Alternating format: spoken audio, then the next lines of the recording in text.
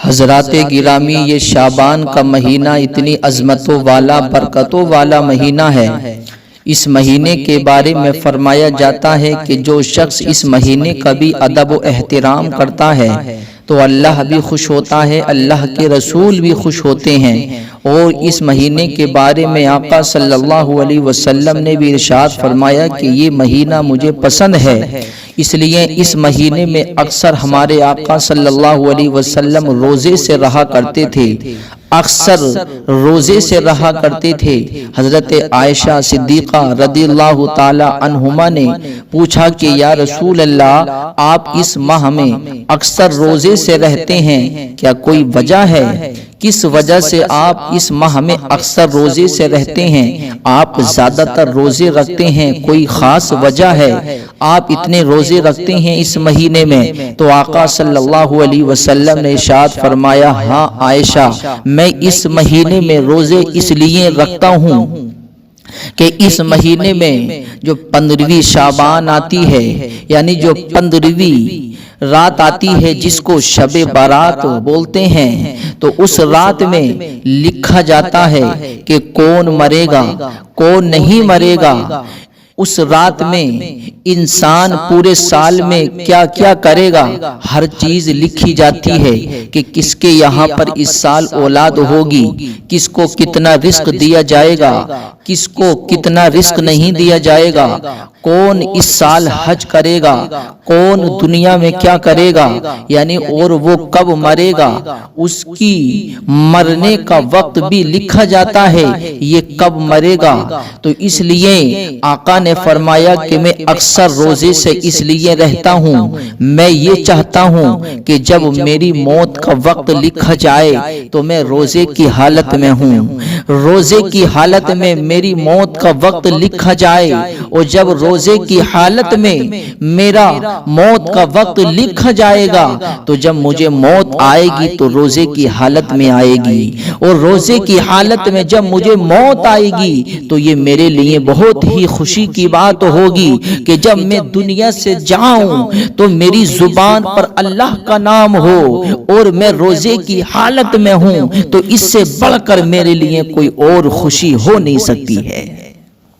اس لیے میں اکثر روزے سے رہتا ہوں کہ میں اس لیے روزے سے رہتا ہوں کہ میری موت کا وقت جب لکھا جائے تو میں روزے کی حالت میں ہوں۔ تو میرے عزیزو دیکھیے، اس لیے ہمارے آقا علیہ الصلوۃ والسلام اکثر روزے سے رہا کرتے، اور اس ماہ میں میرے آقا بہت ہی زیادہ اہتمام کیا کرتے تھے، اللہ کی عبادت میں مشغول، اللہ کا ذکر۔ اس لیے آقا نے فرمایا کہ اس مہینے میں زیادہ سے زیادہ اللہ کی عبادت کرو، اللہ رب العزت کی عبادت میں مشغول رہو۔ عبادت تو میرے عزیزو ہر مہینے، ہر سال اللہ نے فرض کی ہے، کیونکہ عبادت کرنا، نماز پڑھنا تو ہر مسلمان کے اوپر فرض ہے، ہر مومن کے اوپر فرض ہے۔ لیکن میرے عزیزو کچھ دن خاص ہوتے ہیں، کچھ راتیں خاص ہوتی ہیں، کچھ راتیں خاص ہوتی ہیں، ان میں سے ایک رات شب بارات بھی ہے۔ یہ رات بھی بہت خاص ہے، جو واقعی میں اس رات کا ادب و احترام کرتا ہے، اللہ کی عبادت کرتا ہے، تو اللہ رب العزت اپنے اس بندے سے بہت ہی زیادہ خوش ہوتا ہے۔ اور یہ اتنی برکتوں والی، عظمتوں والی رات ہے میرے عزیزو، اس رات میں جو بھی دعا کی جاتی ہے اللہ اسے قبول فرماتا ہے۔ اس لیے ہمارے آقا صلی اللہ علیہ وسلم ارشاد فرماتے ہیں کہ اس رات میں نے اپنی امت کی شفاعت کی دعا کی اللہ کی بارگاہ میں، یعنی شعبان کی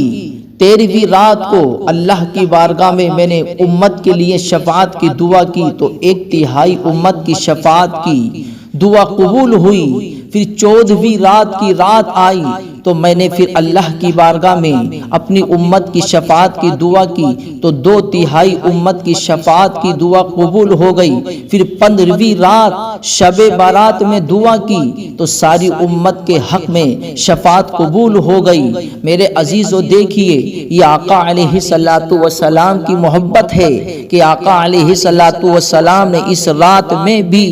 اپنی امت کی شفاعت کے لیے اللہ کی بارگاہ میں دعا کی، تو اللہ نے نبی کریم کی امت کی حق میں اللہ نے دعا کو قبول فرما لیا۔ آقا ارشاد فرماتے ہیں کہ پوری امت کی شفاعت کرنے کے لیے اللہ نے میری دعا کو قبول کر لیا، یعنی اللہ نے مجھے اتنا حق دے دیا، حشر کے میدان میں اپنی امت کی شفاعت کی دعا کروں گا تو اللہ میری دعا کی برکت سے میری امت کی شفاعت فرمائے گا۔ اور یہ آقا علیہ السلام کی محبت ہی تو ہے کہ میرے عزیزو، آقا علیہ السلام خود ارشاد فرماتے ہیں،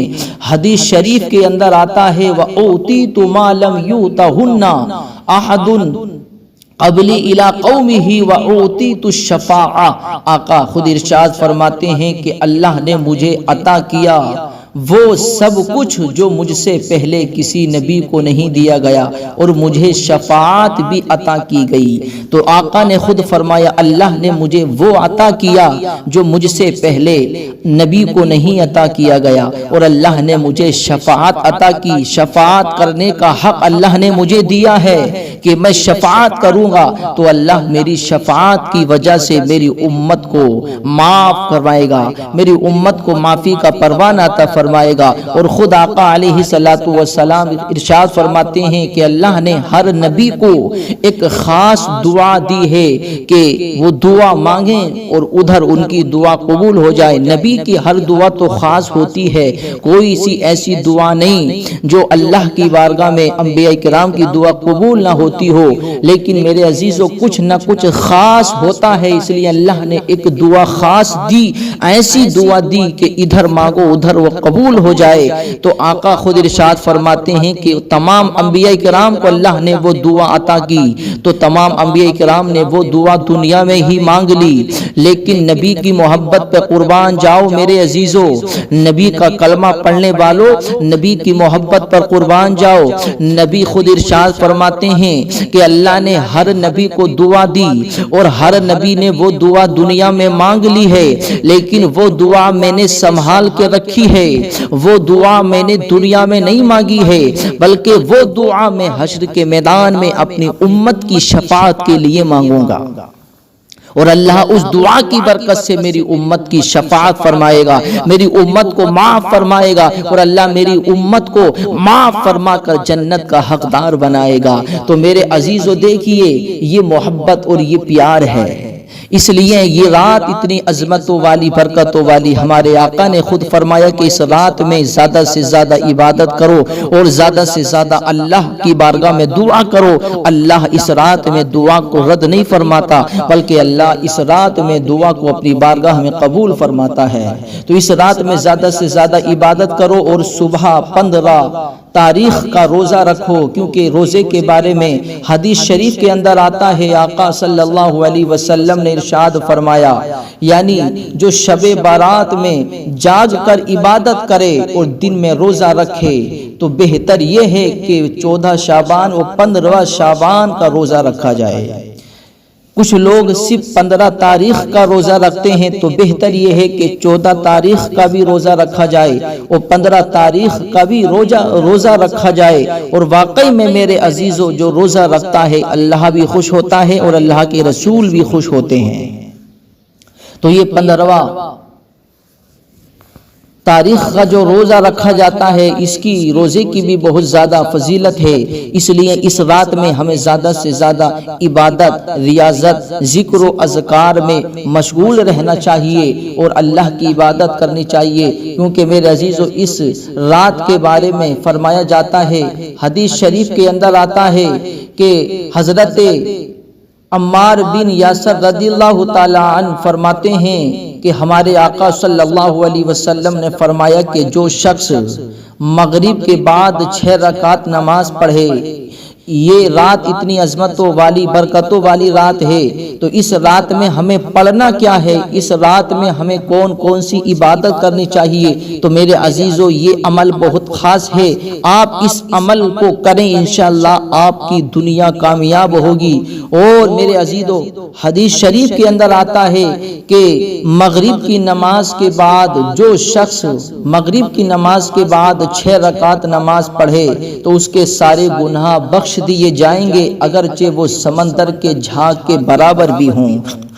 تو دیکھیے میرے عزیزو اس کے سارے گناہ معاف کر دیے جائیں گے۔ اگر اس کے گناہ سمندر کے جھاگ کے برابر بھی ہوں تو آپ بعد مغرب یعنی مغرب کے بعد آپ 6 رکعت نماز پڑھیں اور 2 کر کے اس نماز پڑھیں، اور اس میں جون سی صورت آپ چاہیں وہ صورت اس میں پڑھ سکتے ہیں، جون سی صورت آپ کو اچھی یاد ہے وہ صورت آپ پڑھ سکتے ہیں، اور 6 رکعت نماز آپ پڑھیں 2 کر کے، کیونکہ میرے عزیزو جو شخص ان 6 رکعت نماز کو پڑھتا ہے تو اللہ رب العزت اس کے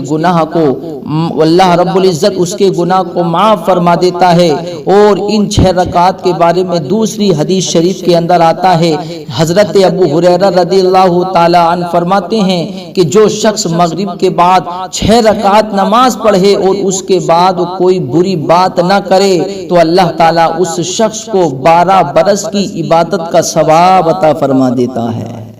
تو دیکھیے میرے عزیزو 12 سال کی عبادت کا ثواب عطا فرما دیتا ہے جو شخص مغرب کے بعد 6 رکعت نماز پڑھتا ہے۔ تو آپ ان 6 رکعت نماز کو ضرور پڑھیں، اور 6 رکعت 2 کر کے پڑھنی ہے، 2 کر کے نیت باندھنی ہے، 2 کر کے آپ ان کو پڑھیں تو انشاءاللہ اللہ آپ سے خوش ہوگا، اللہ آپ سے راضی ہوگا۔ اور میرے عزیزو یہ رات اتنی عظمتوں والی برکتوں والی رات ہے، جو انسان شب بارات میں رات بھر جاگ کر عبادت